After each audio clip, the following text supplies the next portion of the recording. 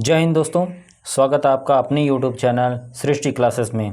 Friends, आज मैं आप लोगों के लिए लेकर आया हूँ स्पेशल फिजिक्स और बहुत ही शानदार और बहुत ही ज़बरदस्त जो है कि ये सेशन होने वाला है, क्योंकि आज मैं पहली बार जो है कि YouTube पर स्पेशल फिजिक्स की वीडियो लाया हूं और इसमें जो है कि बहुत मोस्ट इम्पॉर्टेंट जो है कि 25 प्रश्न मैं लेकर आया हूं।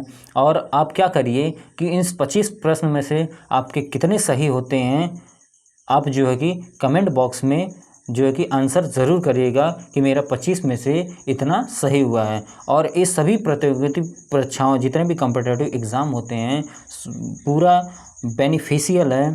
आपको जो है कि कहीं भी भटकने की ज़रूरत नहीं है। इस चैनल पे आपको सब कुछ मिल रहा है।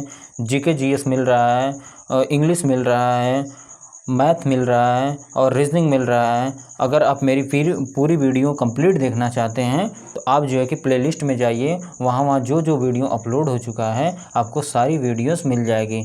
और जो भी सब्जेक्ट हम पढ़ रहे हैं कंप्लीट पढ़ रहे हैं।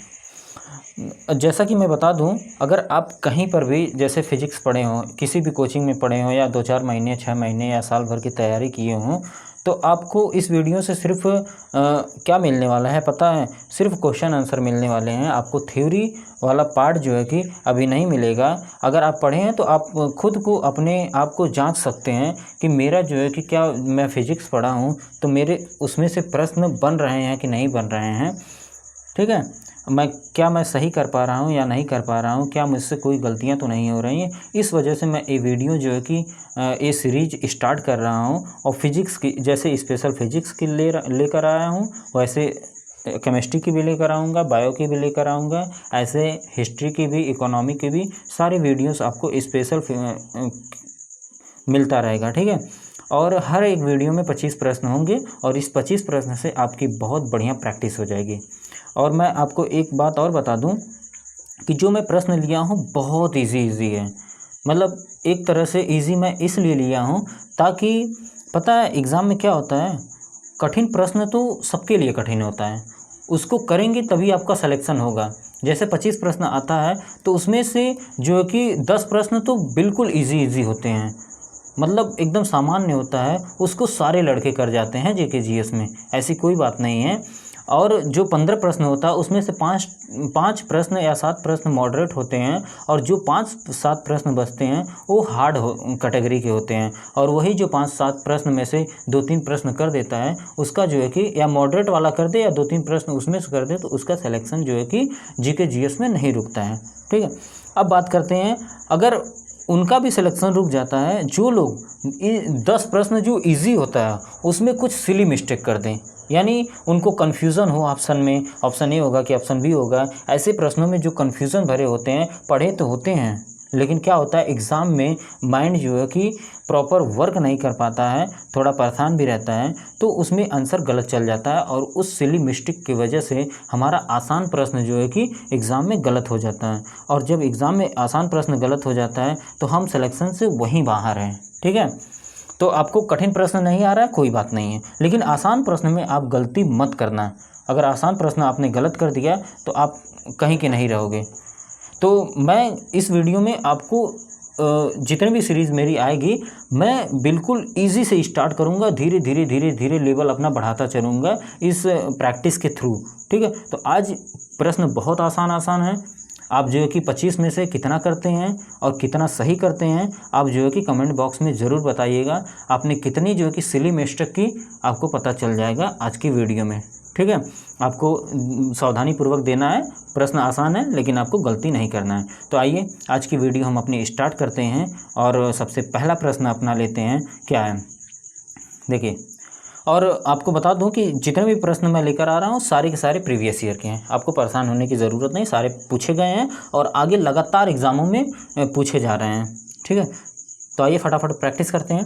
हमारा पहला प्रश्न क्या है, वह तापमान जिसका पाठ्यक्रम फ़ारेनहाइट और सेल्सियस दोनों पैमानों पर वही होता है, क्या होता है? क्या 40 डिग्री होता है कि -40 डिग्री होता है कि -34 डिग्री होता है कि -140 डिग्री होता है? तो इसका आंसर देखिए, कन्फ्यूज़न क्या बनता है, 40 + 40 होगा या -40 होगा। तो मैं यहाँ पर बता दूँ, क्लियर कर दूँ कि इसका आंसर जो होगा -40 डिग्री, -40 डिग्री हमारा राइट आंसर हो जाएगा। कि फ़ारेनहाइट और सेल्सियस दोनों पैमानों पर सामान्य तापमान जो कितना होता है, -40 डिग्री सेल्सियस। ठीक है, ये हमारा पहला प्रश्न रहा। अब चलिए हम अपने अगले प्रश्न की तरफ चलते हैं और दूसरा प्रश्न देखते हैं। क्या, देखिए, बादल किस कारण वायुमंडल में तैरते हैं? तो आपको पता है तो आंसर दीजिए। अपना आंसर जो है कि नोट करिएगा, हमारा कितना आंसर जो है कि सही हो रहा है। तो बादल किस कारण वायुमंडल में तैरते हैं?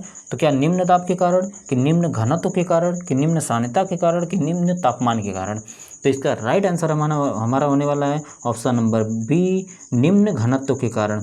क्योंकि जब पानी की बूंदें जब या पानी भाप बनकर उड़ता है तो छोटे छोटे बूंदों के रूप में आसमान में उड़ता है, उसकी डेंसिटी बहुत कम रहती है, यानी उसका घनत्व जो है बहुत कम रहता है। इसलिए वो क्या करता है, बादलों में वायुमंडल के साथ साथ जो कि तैरता है। और जब उसकी डेंसिटी ज़्यादा हो जाती है तो वही जो है कि बारिश बनकर, बूंदें बनकर नीचे गिरने लगती है। ठीक है, अब आइए हम अपना तीसरा प्रश्न देखते हैं। क्या है हमारा अगला प्रश्न है, निम्नलिखित में से अधिक जलन किस में पैदा होती है? आप अपना आंसर लिखेंगे कि उबलता हुआ पानी में, कि गर्म पानी में, कि भाप में, कि पिघलती हुई प्लावी बर्फ में। तो इसका राइट आंसर होने वाला है भाप। अब जब भाप से आप जलते हैं ना तो बहुत ज़्यादा दर्द होता है। आप आग से जलोगे तो कम दर्द होगा, लेकिन भाप का जला हुआ बहुत ज़्यादा दर्द पैदा करता है, जलन पैदा करता है। आइए अपना अगला प्रश्न देखते हैं। क्या है, तारों का रंग किस पर निर्भर करता है? बहुत बढ़िया प्रश्न है। और इस बार मैं बता दूं कि पीईटी का जो 2022 का एग्ज़ाम हुआ उसमें ये प्रश्न आया। ठीक है, अभी देखिए ये पूछा कब गया है, सीजीएल टायर 1 2014 में पूछा गया है और पीईटी में आ गया। तो वही मैं बोल रहा हूँ, आसान प्रश्न भी आते हैं, ऐसी बात नहीं है, लेकिन हमें वहाँ पर गलती नहीं करना है, बिल्कुल गलती नहीं करना है। तो इसका राइट आंसर क्या होगा, तारों का रंग किस पर निर्भर करता है? तो तारों का रंग जो निर्भर करता है टेम्परेचर पर, यानी तापमान निर्भर करता है। हमारा option number A right answer है। अगला प्रश्न देखते हैं। क्या, प्रिज्म से गुजरने पर प्रकाश का कौन सा रंग सबसे अधिक विचलन दर्शाता है? क्या श्वेत दर्शाता है, कि लाल दर्शाता है, कि बैंगनी दर्शाता है, कि हरा दर्शाता है? तो इसका राइट आंसर हमारा हो जाएगा बैंगनी। बैंगनी जो है कि वो क्या होता है, सबसे अधिक उसका विचलन होता है। ठीक है, विचलन किस लिए होता है? क्योंकि इसका जो तरंगदैर्घ्य होता है बहुत कम होता है। बैंगनी रंग का तरंगदैर्घ्य बहुत कम होता है, जबकि लाल रंग का तरंगदैर्घ्य सबसे अधिक होता है। इसीलिए लाल कलर जो है कि ट्रैफिक में लगाया जाता है ताकि हमें जो है कि आसानी से चीज़ें दिख सके। ठीक है, तो आप जो मैं एक्स्ट्रा पॉइंट बता रहा हूँ थोड़ा उस पर भी आप ध्यान देंगे, क्योंकि वहाँ से भी प्रश्न पूछे गए हैं। अब आइए अगला प्रश्न देखते हैं अपना। क्या है, श्वेत प्रकाश कितने रंगों का मिश्रण होता है? आपको बहुत अच्छे तरीके से आता होगा। श्वेत में ही जो कि स्वर निकल रहा है 7। ठीक है, श्वेत में ही 7 निकल रहा है, तो कितना हो जाएगा आंसर हमारा 7 हो जाएगा। यानी श्वेत प्रकाश कितने रंगों का मिश्रण होता है? 7 रंगों का मिश्रण होता है। अगला प्रश्न देखिए। क्या है, अंतरिक्ष यात्री को आकाश दिखाई देता है। अब अंतरिक्ष यात्री को आकाश क्या श्वेत दिखाई देता है, कि गहरा नीला दिखाई देता है, कि हल्का नीला दिखाई देता है, कि काला दिखाई देता है? अब अंतरिक्ष यात्री को आकाश जो है कि कैसा दिखाई देता है? काला दिखाई देता है, ब्लैक दिखाई देता है। ठीक है, अगला प्रश्न देखिए। क्या है, प्रकाश का वेग क्या होता है? प्रकाश का वेग क्या होता है? क्या 3 × 10⁸ मीटर प्रति सेकंड होता है, कि किलोमीटर प्रति सेकंड होता है, कि मील प्रति सेकंड होता है, कि सेंटीमीटर प्रति सेकंड होता है? तो इसका राइट आंसर हमारे होने वाला है मीटर प्रति सेकंड, यानी 3 × 10⁸ मीटर प्रति सेकंड होगा। फ्रेंड्स यहाँ पर थोड़ा ध्यान दीजिएगा, ना किलोमीटर होगा, ना मील होगा, ना सेंटीमीटर होगा, कुछ भी नहीं, सिंपल वैल्यू होगी क्या, मीटर प्रति सेकंड होगा। ठीक है, इसको ध्यान रखिएगा। और ये 3 × 10⁸ याद रखना। ठीक है, हमेशा ये होता है प्रकाश का वेग क्या होता है, 3 × 10⁸ मीटर प्रति सेकंड। अगला प्रश्न देखिए। क्या है, वाहन पीछे से आने वाली वस्तुओं को देखने के लिए किसका प्रयोग करता है? यानी जो पीछे के वाहन को देखने के लिए हम कौन से दर्पण का प्रयोग करते हैं कि लेंस का प्रयोग करते हैं? कन्फ्यूज़न यही बनता है कि अवतल लेंस रहेगा, कि उत्तल लेंस रहेगा, कि उत्तल दर्पण रहेगा, कि अवतल दर्पण रहेगा। अब एक तो हमें समझ में आ जाता है कि उत्तल रहेगा, लेकिन ऑप्शन ऐसा बना दिया कि अब लेंस रहेगा कि दर्पण रहेगा। ठीक है। तो आपको कोई कन्फ्यूज़न नहीं रखना है। अब गाड़ियों में जो पीछे के दृश्य को देखने के लिए लगाया जाता है, लेंस नहीं लगाया जाएगा। लेंस बहुत, एक तरह से आप जान लीजिए, लेंस बहुत कॉस्टली होता है, बहुत महंगा होता है। और दर्पण क्या होता है, सस्ता होता है। तो लोग काम चलाने के लिए तो दर्पण ही लगाएंगे ना, सस्ता चीज़ लगाएंगे ना। तो इसका राइट आंसर हो जाएगा उत्तल दर्पण, ठीक है। उत्तल दर्पण हमारा राइट आंसर है, यानी पीछे के दृश्य को देखने के लिए। अगला प्रश्न अपना देखते हैं क्या है। प्रकाश को सूर्य से पृथ्वी तक पहुंचने में कितना समय लगता है, बताइए। आप लोग फटाफट आंसर दीजिए। तो इसका राइट आंसर हो जाएगा 8 मिनट जो है कितना, 30 सेकंड, ठीक है। 8 मिनट 30 सेकंड लगता है। हम आपको रेंज बता देते हैं, अगर आपको इस रेंज में आंसर मिलता है 8 मिनट 16 सेकंड से लेकर 8 मिनट जो है कि 40 सेकंड तक, अगर इसके बीच में ऑप्शन मिलता है तो आप वही टिक करेंगे। यानी 8 मिनट से लेकर 16 सेकंड, 8 मिनट से लेकर 40 सेकंड के बीच में जो कि प्रकाश का जो सूर्य से प्रकाश पृथ्वी तक पहुंचने में समय लगता है, ठीक है। तो ये राइट आंसर हमारा क्या हो जाएगा, option number C, 8 minute 30 second का वक्त लगता है। देखते चलिए कौन कौन से एग्जाम में पूछा गया है। तो अगला प्रश्न क्या हमारा, वर्णधानता का दोष किस लेंस के प्रयोग द्वारा दूर किया जा सकता है। यानी एक ऐसी बीमारी होती है जिसको हमें मतलब वर्णधानता की बीमारी होती है, अवतल लेंस से दूर कर सकते हैं, उत्तल लेंस से, सिलेंड्रिकल लेंस से, कि उपयुक्त में से कोई नहीं। तो आपको जानकारी के लिए बता दें कि वर्णधानता का जो रोग होता है ना, ये आनुवांशिक रोग होता है, ठीक है। यानी ये माता पिता के द्वारा ही बच्चों में आता है। और जब ये रोग हो जाता है ना, तो आपको लाल और हरे रंग की पहचान करने में बहुत मुश्किल होता है कि ये लाल रंग है कि हरा रंग है। तो इसका निवारण हम जो है कि किसी भी लेंस या किसी भी दर्पण के थ्रू नहीं कर सकते हैं। यानी ऑप्शन नंबर हमारा डी राइट आंसर हो जाएगा। ये आनुवांशिक बीमारी होती है, इसको ठीक नहीं किया जा सकता है। समझ में आ गया। अब आइए अगले प्रश्न की तरफ चलते हैं। क्या है, सेम वही प्रश्न आ गया। क्या है, डेल्टोनिज्म या प्रोटोनोपिया एक प्रकार की वर्णधानता है, यानी बीमारी है। उसमें कौन रोगी कौन सा रंग नहीं देख पाता, अभी भी मैं बताया, हरा रंग कि लाल रंग कि नीला रंग, ठीक है। तो आपको आंसर क्या देना है, देखिए मुख्य रूप से तो लाल और हरे होते हैं, ठीक है, मुख्य रूप से होते हैं। लेकिन सामान्यतः कभी कभी क्या होता है कि नीला रंग को भी हमें देखने में परेशानी होती है, उसको भी पहचानने में परेशानी होती है। तो इसका राइट आंसर हमारा हो जाएगा उपयुक्त सभी, यानी सभी रंग को देखने में ये जितना ऑप्शन दिया गया है परेशानी होती है, क्योंकि ये आनुवांशिक लक्षण है और इसका जो है कि इलाज नहीं किया जा सकता है। अब आइए अगले प्रश्न की तरफ चलते हैं, देखते हैं। डॉपलर किसकी इकाई है, आपको पता होगा डॉपलर किसकी इकाई है। क्या लेंस की क्षमता की है, कि लेंस की फोकस दूरी की है, कि प्रकाश की तीव्रता की है, तो ध्वनि की तीव्रता की है। अब ध्वनि की तीव्रता की माप तो क्या होती है, इसकी हर्ट्ज होती है, ठीक है। आप लोग याद रखेंगे क्या होती है, हर्ट्ज होती है। और डायोप्टर किसकी इकाई होती है, तो आप कहेंगे लेंस की क्षमता का मात्रक जो होता है वो डायोप्टर होता है। समझ में आ गया। चलिए अब अपने अगले प्रश्न की तरफ चलते हैं। एक्सरे की खोज किसने की थी, बहुत बढ़िया प्रश्न है। एक्सरे की खोज किसने किया था, क्या बैकरोल ने किया था, क्या रॉजेंटन ने किया था, कि मैडम क्यूरी ने किया था, तो वॉन लून ने किया था। तो इसका राइट आंसर हो जाएगा, आप आंसर अपना देते रहिएगा, इसका राइट आंसर हो जाएगा क्या, रॉजेंटन, ठीक है। यानी ऑप्शन नंबर बी हमारा राइट आंसर है कि एक्सरे की खोज किसने किया था, रॉजेंटन ने किया था। नेक्स्ट देखते हैं, भूकंप की तीव्रता मापने के लिए किस पैमाने का प्रयोग किया जाता है। क्या रिक्टर पैमाना है, मैट्रिक पैमाना है, सेंटीग्रेड पैमाना है, कि न्यूटन पैमाना है। बहुत ही सिंपल प्रश्न है। इसका राइट आंसर हमारा हो जाएगा रिएक्टर पैमाना। भूकंप की तीव्रता की माप कैसे किया जाता है, रिएक्टर पैमाने के थ्रू किया जाता है। अगला देखते हैं, डेसिबल क्या है। डेसिबल एक संगीत वाग है, शोर का तरंग दैर्ध्य है, कि संगीत का एक स्वर है, कि ध्वनि स्तर का एक क्या है, मापक है, आगे होगा, ठीक है। तो डेसिबल क्या है, डेसिबल है ध्वनि स्तर का एक जो है कि मापक है, ठीक है। यानी ध्वनि स्तर का एक मात्रक होगा, इसका क्या होता है, डेसिबल होता है, ठीक है। राइट आंसर क्या हो जाएगा, ऑप्शन नंबर डी। अगला देखते हैं, अगला क्या है, शोर को किससे मापा जाता है। अभी हमने देखा, यानी शोर को किससे मापेंगे, यानी कहीं पर भी बहुत ज़्यादा शोर शराबा हो रहा है तो आप उसको डेसिबल से मापेंगे। ऑप्शन नंबर डी हमारा राइट आंसर है, ठीक है। ना वाट होगा, ना रैम होगा, ना सेंटीग्रेड होगा।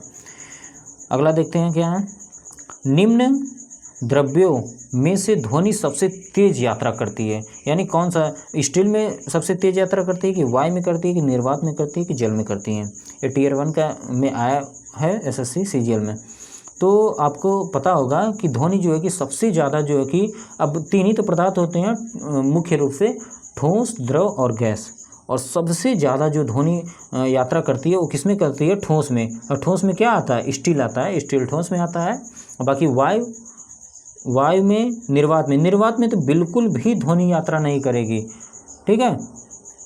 निर्वात में बिल्कुल भी ध्वनि यात्रा नहीं कर पाएगी। ध्वनि को चलने के लिए किसी न किसी माध्यम की आवश्यकता होती है। और ध्वनि एक क्या होती है? अनुदैर्ध्य तरंग होती है। इस वजह से उसको क्या माध्यम की आवश्यकता होती है। तो जल में भी चलेगी, लेकिन सबसे अधिक चलेगी किस में? स्टील में चलेगी, ठोस में चलेगी, आपको ध्यान रखना है। आइए अगला प्रश्न अपना देखते हैं। चमगादड़ की ध्वनि कैसी होती है? यानी चमगादड़ जब उड़ता है ना, तो क्या श्रव्य तरंग को जो है कि कैच करता है, कि अवध्वनिक करता है, कि अवश्रव्य करता है, कि प्राश्रव्य तरंग को क्या करता है? इसका राइट आंसर क्या हो जाएगा? चमगादड़ की ध्वनि कैसी होती है? तो उसकी ध्वनि जो होती है वो जो निकालता है वो पराश्रव्य तरंग निकालता है, ठीक है। पराश्रव्य तरंग के माध्यम पराश्रव्य तरंग जो होती है उसी के माध्यम से जो है कि चमगादड़ रात में जो है कि चलते हैं, ठीक है। कैसे चलते हैं? जैसे पराश्रव्य तरंग छोड़ते हैं, और उनको जैसे जब छोड़ते हैं ना, तो वो अगर पराश्रव्य तरंग किसी दीवार से टकरा कर वापस आ जाए तो वो समझ जाते हैं कि आगे जो है कि कोई ना कोई खतरा, कोई ना कोई बाधा है, कोई ना कोई जो कि दीवार उवार है, तो अपना रास्ता चेंज कर लेते हैं, ठीक है। तो पराश्रव्य ध्वनि की सहायता से वो जो कि रात्रि में चलते हैं। अगला प्रश्न देखिए क्या है। रॉकेट किस सिद्धांत पर कहा जाता है? पता होगा आपको। न्यूटन का तृतीय नियम है, कि प्रथम नियम है, कि न्यूटन का द्वितीय नियम, की आर्किमिडीज का सिद्धांत है। तो इसका राइट आंसर होने वाला है प्रत्येक क्रिया के बराबर प्रतिक्रिया होती है, न्यूटन्स थर्ड लॉ, ठीक है। यानी न्यूटन का तीसरा नियम हमारा कहता है कि प्रत्येक क्रिया के बराबर प्रतिक्रिया होती है, और रॉकेट का सिद्धांत इसी नियम पे काम करता है। अब आइए अपना अगला देखते हैं क्या है। आर्द्रता का मापन किससे किया जाता है? हाइड्रोमीटर से, कि हाइग्रोमीटर से, कि पायरोमीटर से, कि लैक्टोमीटर से? अब देखिए, लैक्टोमीटर से क्या दूध को मापा जाता है, ठीक है। और पायरोमीटर से जैसे माप दो, बहुत ज़्यादा उच्च तापमान वाली जो वस्तु होती है उसे पायरोमीटर से मापा जाता है, ठीक है। और हाइग्रोमीटर और हाइड्रोमीटर में बहुत ज़्यादा कन्फ्यूज़न होता है लोगों को, कि हाइड्रोमीटर होगा कि हाइग्रोमीटर होगा। अब अगर हाइड्रोमीटर की बात हम करते हैं, तो हाइड्रोमीटर जो होता है वो घनत्व, यानी जल के घनत्व को मापता है, ठीक है। जल के घनत्व को मापने के लिए, डेंसिटी को मापने के लिए हाइड्रोमीटर का प्रयोग किया जाता है। इतना ड्रो याद रखना, ड्रो, ठीक है। हाइड्रोमीटर का प्रयोग डेंसिटी को मापने के लिए किया जाता है, घनत्व को मापने के लिए किया जाता है। और आर्द्रता क्या होती है? आर्द्रता सिंपल क्या होता है? नमी होती है। तो नमी को मापने के लिए हाइग्रोमीटर का प्रयोग किया जाता है। यहाँ ग्रो होगा, ठीक है। हाइग्रोमीटर का प्रयोग किया जाता है आर्द्रता मापने के लिए। अब आइए नेक्स्ट पे चलते हैं। दूध को मथने पर क्रीम अलग हो जाती है, इसका कारण क्या है? अच्छा प्रश्न है। गुरुत्वीय बल है, कि अभिकेंद्र बल है, कि अपकेंद्र बल है, कि घर्षण बल है? अब देखिए, आपको पता होगा कि देखिए, गुरुत्वीय बल तो एक काट देंगे। गुरुत्वीय बल जो होता है वो पृथ्वी की तरफ लगता है, और घर्षण बल जो है कि जब हम चलते फिरते हैं तो वहाँ पर लगता है। तो ये दोनों तो अलग हो जाएंगे। अब अभिकेंद्र बल होता है कि अपकेंद्र बल होता है, इसमें कन्फ्यूज़न बनता है। अब देखिए, अभी मतलब होता है, अभिकेंद्र मतलब होता है जो केंद्र की तरफ बल लगे उसे अभिकेंद्र बोलते हैं, और जो केंद्र से बाहर की तरफ बल लगे उसे अपकेंद्र बोलते हैं। तो दूध को मथने पर क्रीम अलग होती है, तो बताओ क्रीम अलग होगी क्या? केंद्र की तरफ जाएगी। जब दूध को मथा जाता है तो क्रीम अलग होती है, तो क्रीम किनारे किनारे सड़ जाती है। जो बर्तन होता है उसके किनारे किनारे सड़ जाती है, किनारे लग जाती है। तो केंद्र से तो दूर जा रही है ना, तो जब केंद्र से दूर जा रही है अलग होकर, तो उस टाइम जो बल लगता है उसे बोलते हैं अपकेंद्र बल, यानी अपकेंद्रीय बल बोला जाता है। राइट आंसर हमारा होने वाला ऑप्शन नंबर सी। अब आइए अगले प्रश्न पे चलते हैं। बिजली के बल्ब में क्या भरा होता है? अच्छा प्रश्न है। नाइट्रोजन भरा होता है, कार्बन डाइऑक्साइड भरा होता है, कि आर्गन भरा होता है, कि ऑक्सीजन भरा होता है? तो इसका राइट आंसर हमारा होने वाला है आर्गन, ठीक है। आर्गन, देखिए आर्गन सबसे ज़्यादा मात्रा में भरा होता है, लगभग जो है कि 93% जो है कि क्या होता है? आर्गन होता है। अब 7% इसमें जो है कि क्या होता है? नाइट्रोजन भी होता है। लेकिन अब 93% आर्गन है, तो हम आर्गन का ही नाम लेंगे, न कि नाइट्रोजन का, ठीक है। अगर ऑप्शन में आर्गन नहीं होता है, कुछ दूसरा होता है, तो हम वहाँ पर नाइट्रोजन पे जाएंगे, ठीक है। लेकिन 93% क्या होता है, आर्गन होता है। और बात करते हैं कि बिजली का बल्ब का जो फिलामेंट होता है वो किसका बना होता है, टंगस्टन का बना होता है। अगर बात करते हैं हीटर का जो फिलामेंट होता है वो किसका बना होता है, तो आप बोलेंगे नाइक्रोम का बना होता है। आपको ये 2 प्रश्न याद रखना है। आइए अगला प्रश्न पे चलते हैं। क्या है, कंप्यूटर से भी प्रश्न मैं ले लिया हूँ एक दो। देखिए, किसी कंप्यूटर का सबसे महत्वपूर्ण हिस्सा क्या होता है, ठीक है। क्या IO यूनिट होता है, कि हार्ड डिस्क होता है, कि मेमोरी होता है, कि CPU होता है। तो आपको पता होगा इसका राइट आंसर क्या है, CPU। यानी कि कंप्यूटर का सबसे महत्वपूर्ण हिस्सा क्या होता है, CPU होता है। जिसका फुल फॉर्म क्या होता है, आप जो है कि कमेंट बॉक्स में कमेंट करके बताएंगे कि CPU का फुल फॉर्म क्या होता है। ये आपके लिए क्या है, होमवर्क है, ठीक है। आइए अगला प्रश्न अपना देखते हैं। अगला प्रश्न क्या है, ये हमारे आज के वीडियो का लास्ट प्रश्न है। 25 प्रश्न हमारे कंप्लीट हो जाएंगे। इनियक क्या था, एक इलेक्ट्रॉनिक कैलकुलेटर था, कि एक इलेक्ट्रॉनिक कंप्यूटर था, कि एक स्मृति युक्ति थी, कि एक इंजन था। और ये पूछा गया प्रश्न है। तो इनियक क्या था, एक इलेक्ट्रॉनिक कंप्यूटर था, ठीक है। यानी ऑप्शन नंबर बी हमारा राइट आंसर हो जाएगा। तो आज के हमारे ये 25 जो है कि जीके जीएस के स्पेशल फिजिक्स के प्रश्न जो कि कंप्लीट होते हैं, ठीक है। आपके कितने सही हुए माय डियर फ्रेंड्स, आप जो है कि ज़रूर कमेंट बॉक्स में लिखकर बताइएगा कि मेरे इतने सही हुए। और जो जो आपने गलती किया इस वीडियो में 25 प्रश्न में, अगर जो जो आपसे गलती हुई है, प्रश्न बहुत आसान था, मैं पहले ही बता चुका था, लेकिन आपने जहाँ गलती किया आप उसे नोट करेंगे, ठीक है। आप उस प्रश्न को अपने नोट्स में लिखेंगे और फिर ऐसी दोबारा गलती ना हो, आप जो कि उसको बार बार क्या करेंगे, रिवाइज़ कर लेंगे। आप 4 से 5 बार उस जो गलत क्वेश्चन किए हैं उसको 4 से 5 बार रिवाइज़ कर लीजिए। आपका हमेशा के लिए आपके माइंड में फीड हो जाएगा। फिर आपसे वो प्रश्न जो कि कभी गलत नहीं होगा, ठीक है। तो इसी तरह से जो है कि आप मेरा साथ देते रहिए और बढ़िया से बढ़िया कंटेंट मैं आपको देता रहूँगा, प्रोवाइड करता रहूँगा। बस आप जो है कि वीडियो को पूरा देखिए और जो है कि अपनी तैयारी को बहुत ही सिस्टमैटिक ढंग से करिए। आपको कहीं जाने की ज़रूरत नहीं है, यहाँ पर मैं सारी चीज़ों को धीरे धीरे अवेलेबल कराता रहूँगा। बस आप इसी तरह बने रहिए। तो चलिए फिर मिलते हैं अगली वीडियो में। तब तक के लिए धन्यवाद। जय हिंद।